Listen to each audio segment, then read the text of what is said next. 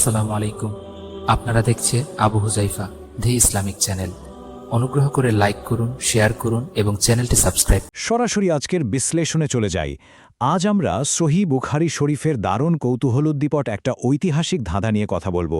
খেজুর গাছের ধাঁধা শুনতে খুব সাধারণ মনে হলেও ইন্টারঅ্যাক্টিভ লার্নিং বা মিথস্ক্রিয় শিখন এবং পারস্পরিক শ্রদ্ধার ব্যাপারে এটা কিন্তু অসাধারণ কিছু শিক্ষা দেয়। তো চলুন শুরু করা যাক। শতাব্দীর পর শতাব্দী আগে মদিনায় নবীজি সাল্লাল্লাহু আলাইহি ওয়াসাল্লাম ঠিক এই ধাঁধাটাই ছুড়ে দিয়েছিলেন। সরাসরি কোনো ভারী তত্ত্ব বা উপদেশ নয়, বরং বললেন, গাছপালার মধ্যে এমন একটি গাছ আছে যার দৃষ্টান্ত একজন মুসলিমের মতো। একটু ভাবলেই বোঝা যায় একজন শিক্ষকের জন্য এটা কতটা দুর্দান্ত একটা কৌশল। মানে শ্রোতাদের স্রেফ চুপচাপ বসিয়ে না রেখে সরাসরি তাদের চিন্তাশক্তিকে কাজে লাগানোর কি দারুণ একটা উপায়, তাই না? এই ঐতিহাসিক মুহূর্তটির বিস্তারিত বর্ণনা পাওয়া যায় প্রখ্যাত সাহাবী ইবনে উমার রাদিয়াল্লাহু এর বর্ণনায় সহিহ বুখারীর ৭২ নম্বর হাদিসটিতে। ঘটনাটা ছিল এরকম, একবার একটা আসরে নবীজির সামনে একটা খেজুর গাছের তাজা ডাল বা কচি মজ্জা আনা হলো, আর ঠিক সেই মুহূর্তেই ওই জিনিসটার সামনে রেখেই তিনি এই ধাঁধাটা ধরলেন। পারিপার্শ্বিক পরিবেশ থেকে একদম বাস্তব একটা বস্তু নিয়ে এমন গভীর তাত্ত্বিক প্রশ্ন করা বোঝাই যাচ্ছে সেই যুগেও শিক্ষা পদ্ধতি কতটা উন্নত ছিল। একটু কল্পনা করা যাক তো সেই ঐতিহাসিক আসরের দৃশ্যটা। সামনে তাজা খেজুর রাখা, আর হঠাৎ পিনপতন নীরবতার মাঝে এই প্রশ্নটা ভেসে এলো, গাছটি কি? এই ছোট্ট সহজ অথচ রীতিমতো ভাবিয়ে তোলার মতো প্রশ্নটা উপস্থিত সবার মনে যেন একটা তুমুল আলোড়ন তৈরি করে দিল। সেখানে অনেক বয়োজ্যেষ্ঠ আর জ্ঞানী মানুষেরা ছিলেন। সবাই বেশ অবাক হয়েই হয়তো ভাবছিলেন, আচ্ছা, মরুভূমির এত এত গাছের মধ্যে আসলে কোন গাছটা সঠিক উত্তর হতে পারে? এখানে সবচেয়ে ইন্টারেস্টিং ব্যাপারটা হলো এই তুলনামূলক রূপক বা মেটাফারটা। খেয়াল করলে দেখা যাবে খেজুর গাছ আর একজন মুসলিমের মধ্যে চমৎকার একটা প্যারালেল টানা হয়েছে।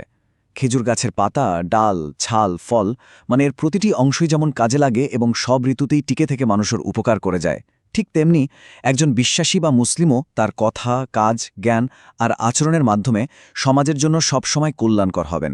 দুই পক্ষের উপকারী বৈশিষ্ট্যগুলোকে কি অসাধারণভাবেই না মেলানো হয়েছে এখানে।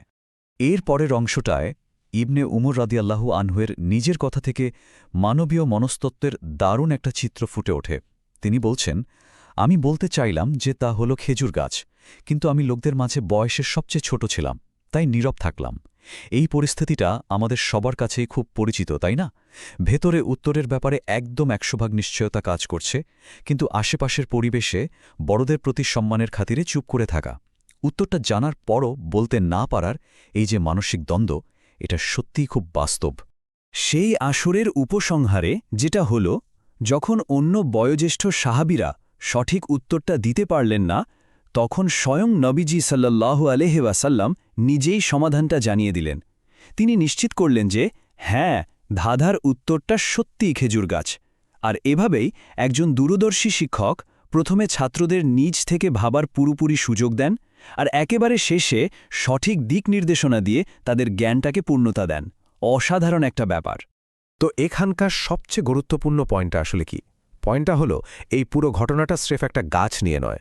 মূল আরবি গ্রন্থে এই হাদিসটাকে আল এলম বা জ্ঞান এবং আল ফাহম অর্থাৎ উপলব্ধির একটা বিশেষ অধ্যায়ের অধীনে রাখা হয়েছে। মানে দাঁড়ালো, কেবল গড়গড় করে তথ্য মুখস্থ রাখাই কিন্তু আসল জ্ঞান নয়, বরং যে কোনো বিষয়ের একেবারে গভীরে প্রবেশ করে সেটা অনুধাবন করা এবং বাস্তব অবস্থার সাথে তাকে মেলাতে পারার ক্ষমতাই হল জ্ঞানের শ্রেষ্ঠত্ব বা আসল উপলব্ধি। মূল আরবি কাঠামোর দিকে তাকালে এর অসামান্য ভাষাগত গঠনটা চোখে পড়ে। এটা মূলত অত্যন্ত কার্যকর একটা শিক্ষাদান পদ্ধতি বা প্যাডাগজিক্যাল মেথডকে ধারণ করে আছে। এই যে প্রশ্ন করা আর তাজা খেজুরের মতো বাস্তব প্রপস বা দৃশ্যমান বস্তু ব্যবহার করে ছাত্রদের চিন্তাশক্তিকে উদ্দীপ্ত করা, এই কৌশলটা যে কোনো যুগের জন্যই একটা আদর্শ শিক্ষা ব্যবস্থা হতে পারে। এটা প্রমাণ করে যে সেরা শিক্ষা সবসময় মিথস্ক্রিয় বা ইন্টারঅ্যাক্টিভ হয়। পুরো ঘটনাটা চিরন্তন একটা শিক্ষামূলক পরিবেশের ছবি আঁকে, যেখানে এক ধরনের মানসিক দ্বন্দ্ব ফুটে ওঠে। আসরের সবচেয়ে কনিষ্ঠ ছাত্রটি কিন্তু রূপকটা তৎক্ষণাৎ ধরে ফেলতে পেরেছিলেন। তিনি চাইলে সবার আগে উত্তর দিয়ে নিজের প্রখর মেধার প্রমাণ দিতেই পারতেন, কিন্তু তিনি সেটা করেননি। বড়দের প্রতি তার অগাধ শ্রদ্ধা তাকে নীরব থাকতে বাধ্য করেছিল। বুদ্ধিবৃত্তিক জ্ঞান আর সামাজিক শিষ্টাচার বা সোশ্যাল ডাইনামিক্সের মধ্যে কি গভীর একটা সম্পর্ক, তাই না? জ্ঞানের এই অন্বেষণ শেষে আমাদের জন্য একটা গভীর ভাবনার জায়গা তৈরি হয়। জ্ঞান অর্জনের পরিবেশে এই সম্মানজনক নীরবতা আর কথা বলার সাহসের মধ্যে আসলে ব্যালেন্স বা ভারসাম্যটা কোথায় থাকা উচিত?